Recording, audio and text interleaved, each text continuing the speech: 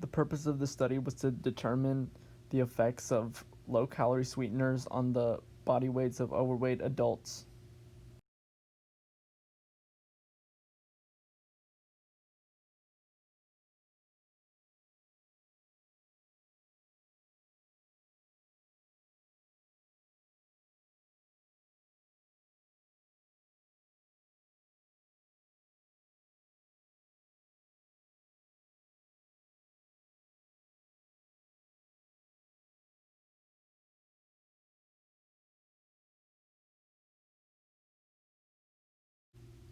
So a total of 154 adults were randomly assigned to drink 1.25 to 1.75 liters of drink sweetened with either sucrose, aspartame, saccharin, sucralose, or riboside every day for 12 weeks.